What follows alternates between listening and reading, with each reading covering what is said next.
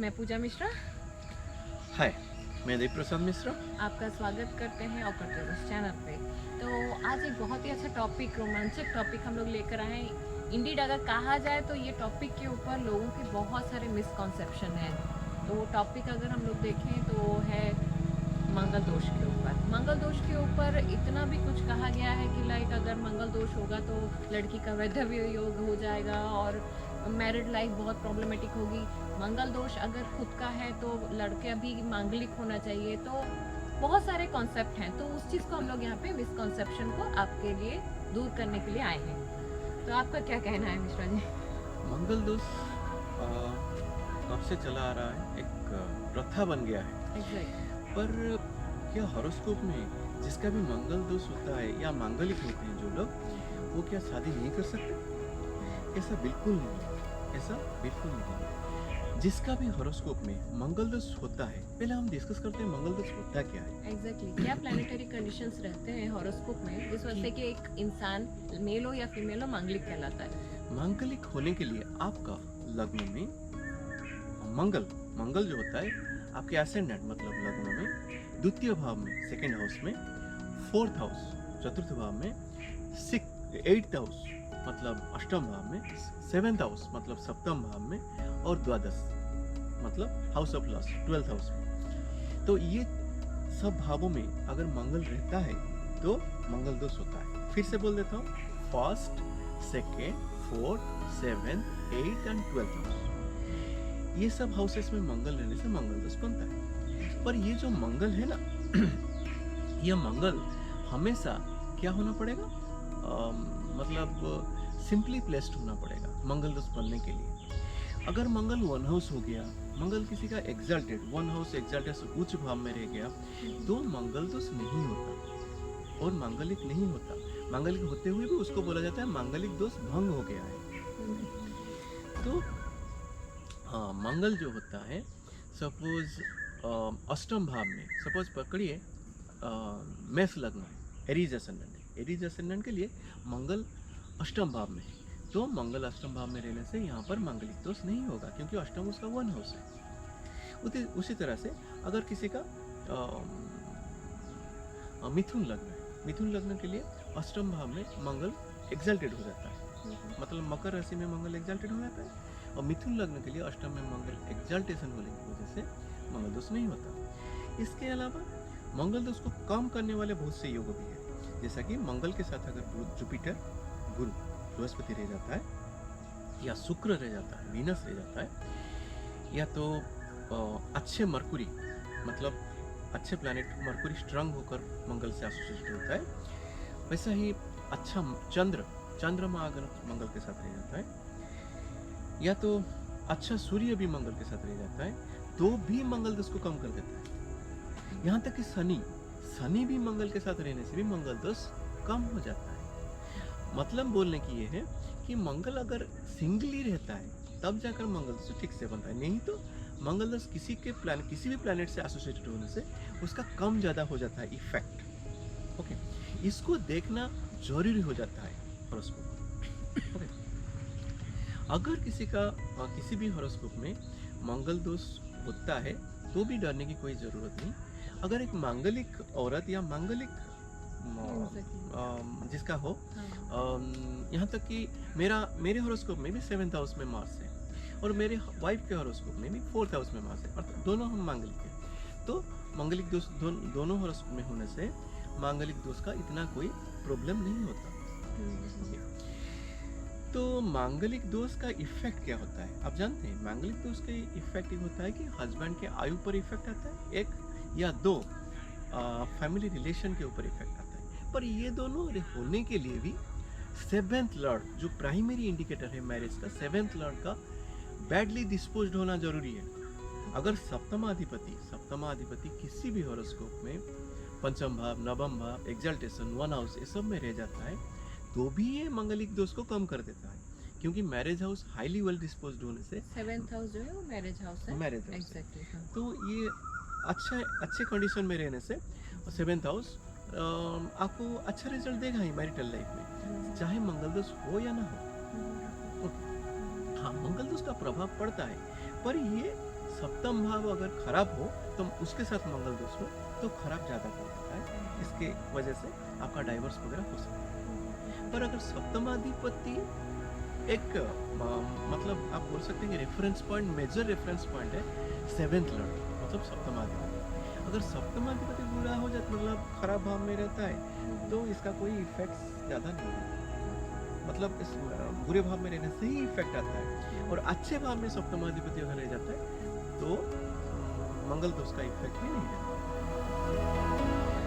यहाँ सिर्फ हम लोग ये चीज देखना सही नहीं है कि 7th हाउस जो मैरिज का कंट्रोलर है उसका हम लोग सिर्फ जैसे मंगल का पोजीशन देख लें कि अगर लग्न में है, इसमें है, तो बेसिक सिर्फ देख के इमीडिएटली डिसाइड कर लेना कि वो इंसान मांगलिक है, that is not correct, right. That's right. उसके साइड में भी हमें बहुत सारे प्लानिटरी कंडीशंस, उसको कौन माने देख रहा है, जो दृष्टि करना जो कहते हाँ, हैं, वो पूरा सारे बदल पॉइंट, देगा, हाँ, पूरा बदल देगा मंगल दोष। तो सिंपली एक चीज को देख के डिसाइड करना ठीक नहीं होता है। राइट।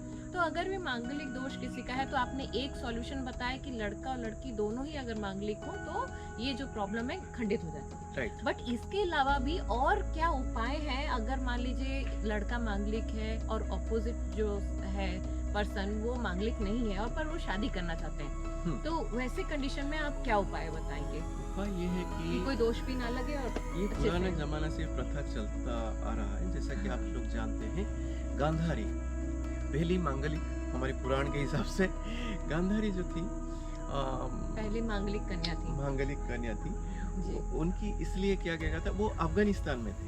ओके, आपको सुनकर हैरानी होगी, अफगानिस्तान में उस वक्त इंडिया के अंदर था, ये तो हम बता चुके हैं कुछ सीरियल्स में। पहले हाँ, तो गांधारी जो पहली मांगलिक कन्या थी, हाँ जी, उनका शादी पहले किया गया था, एक बकरे के साथ किया गया था। ओके, उनके वहाँ वही प्रथा रहता होगा, या, तो जो- बकरे के साथ शादी किया और बकरे को हलाल कर दिया गया, मतलब मार दिया गया। हाँ, ओके, जी, तो इसको शकुन शास्त्र में जैसे कहा जाता है कि हाँ, हाँ, वो एक अलग ही टॉपिक मतलब ये भी हम हाँ, कैसे discussion कॉज टू करेंगे। कॉज, कैसे Logic कॉज टू और function हाँ, पर। कैसे कॉज टू कॉज रिलेट करके आप डिफरेंट चीजों को तोड़ सकते हैं, अपने हाँ, जो होने नेगेटिव वाली चीजें, नेगेटिव चीजें नेगेटिव होने कॉम्बिनेशन है वाली, उसको कैसे तोड़ेंगे, तोड़ सकते हैं, वो अलग ही टॉपिक है। ये अलग ही टॉपिक है कि रिमेडियल का टॉपिक है। हाँ, जी, पर वो discuss छोटा सा करेंगे। चीज बता देते हैं हाँ कि जी, जैसे कि हस्बैंड को खराब करता है ना, इसलिए वो बकरा गांधारी का हस्बैंड बन गया हाँ, और symbol गांधारी कर को दिया। और बकरी को मार देने से उसका वो जो दोष खंडन हो गया। वो दोष एक बार हो जाने से, जैसा कि मैंने पहले भी बताया था, अगर किसी हॉरोस्कोप में कोई भी दोष रहता है, वो एक ही तरफ हो जाने से दूसरा इफेक्ट नहीं होता। सपोज 4th लॉर्ड 8th में रह जाता है, तो उसका माँ की अगर जल्दी मृत्यु हो जाती है तो उसका घर पर कोई आपदा नहीं आती, या तो घर अगर प्रॉपर्टी अगर उसका डिस्प्यूटेड हो जाता है तो माँ के ऊपर आपदा नहीं आती। एक ही तरह, एक ही डायरेक्शन में लॉक का क्योंकि जो 4th नेगेटिव हाउस जो है वो मदर को भी कंट्रोल करता है और प्रॉपर्टी को भी कंट्रोल प्रॉपर्टी को करता है। Exactly. एक ही दिशा में चले जाने से, नदी का बहाव एक दिशा में चले जाने से दूसरी दिशा में नहीं जाता। हैम्पर नहीं होगा। हाँ जी, इसी तरह से हम इसको डायरेक्शन दे सकते हैं रिमेडियल की तरह। ये एक डायरेक्शन दिया गया गांधारी का शादी करके एक बकरे के साथ। जैसे कुंभ विवाह भी आजकल हो रहा है, कुंभ विवाह या पेड़ के पूजा जी साथ ने जैसे बताया। शादी हाँ, करा पेड़ दी। का साथ शादी यहाँ पर आप उड़ीसा में पेड़ के हाँ। साथ शादी करते थे लोग। इसको पसंद सहाड़ा एक पेड़ है, उसके साथ शादी कर देते थे लड़कियों की जिनका मंगल दोष होता था। और बोला जाता है कि सहाड़ा के साथ शादी करने से, सहाड़ा पेड़ के साथ शादी करने से मंगल दोष हट जाता है। उसके अलावा कुंभ के साथ, पूर्ण कुंभ, जैसा दक्षिण भारत में पॉपुलर है कुंभ विवाह, हाँ। मतलब एक पूर्ण कुंभ के साथ विवाह कर देते हैं। उसके वरुण देव को आवाहन करके, मतलब स्थापन कर देते स्थापन थे करके, कलश में। और देवता अमर होते हैं। ये एक कॉज है। ये गांधारी का एक कॉज मैंने दिखाया, कॉज इफेक्ट थ्योरी से कैसे हटाया हमने। जी। और ये एक वरुण देव जो होते हैं वो एक अमर गण है, देवता होने से वो मर ही नहीं सकते। तो इसलिए अगर मंगल दोष जैसा भाई मांगलिक हो, जिस कन्या का मांगलिक दोष हो, या जिस आदमी का मांगलिक दोष हो, वो अगर कुंभ से शादी कर लेता है, मतलब वरुण देव से शादी कर लेता है, तो भी ये मांगलिक दोष आ जाता है। हाँ, अगर वो आदमी हो तो वो पूर्ण कुंभ में वो किसी भी देवी को आवाहन करके उसके साथ शादी कर लेने से भी मंगल दोष हट जाता है। ये देवताएं सिर्फ अमर नहीं होते, देवी भी अमर होते हैं ना। हाँ, सही है।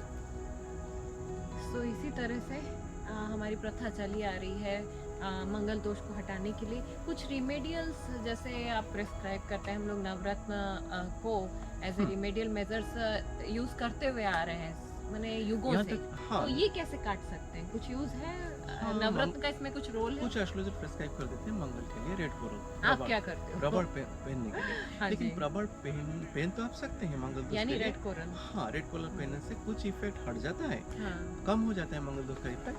पर मंगल वहाँ पे एक अच्छा प्लेनेट होना जरूरी है। ओके, मंगल ग्रह वरना और भी प्रॉब्लम।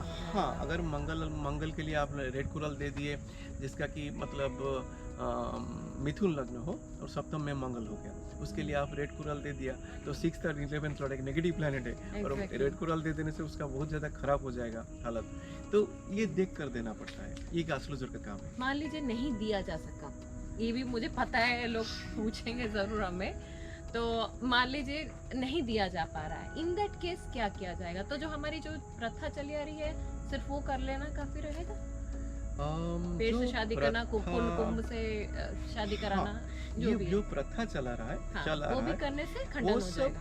आप हमेशा कर सकते हैं, किसी Okay. का भी कर सकते हैं। यहाँ तक कि मैं तो ये सोचता हूँ सिर्फ मंगल दोष नहीं, सप्तमाधिपति का भी कोई दोष हो, सप्तमाधिपति अष्टम में, द्वादश में या षष्ठ भाव में रह जाता है, दुस्तान में रह जाता है, Exactly. तो भी ये प्रथा मतलब बकरे के साथ जो शादी या कुंभ के साथ शादी या पेड़ के वृक्ष साथ के शादी साथ, हाँ जी। और कर देने से उसका इफेक्ट बहुत माने ज़्यादा तरह से हट जाता है। Okay.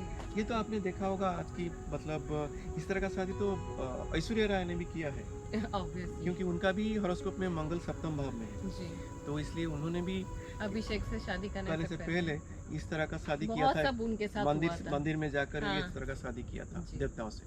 जी। तो ये तो एक प्रथा है और ये अच्छा प्रथा है, और कॉज इफेक्ट थ्योरी को एक डायरेक्शन देने के लिए, तो ये आप फॉलो कर सकते हैं, कोई प्रॉब्लम नहीं है।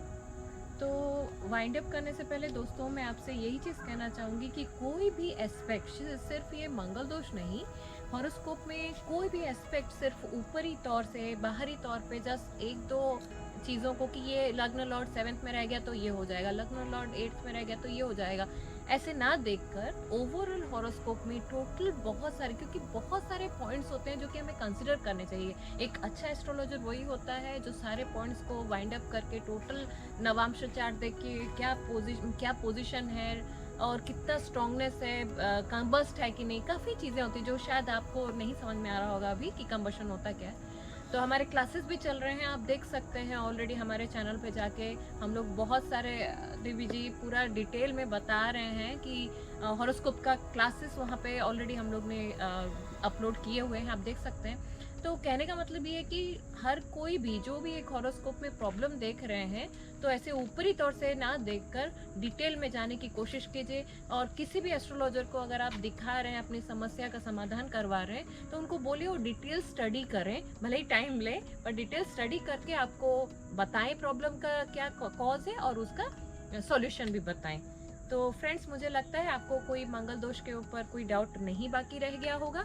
अगर भी कुछ डाउट आपके मन में रह गया है तो हमें आप कांटेक्ट कर सकते हैं नीचे दिए गए नंबर पर, आप व्हाट्सएप भी कर सकते हैं, हमारा नंबर है 9437020474। तो फ्रेंड्स, आज के लिए बस इतना ही। मैं आशा करती हूँ आपको ये माहौल अच्छा लगा होगा, चिड़ियों की चहचहाट के बीच में हमने अपना प्रोग्राम किया। तो हम लोग को आज विदा दीजिए, मैं पूजा मिश्रा आपसे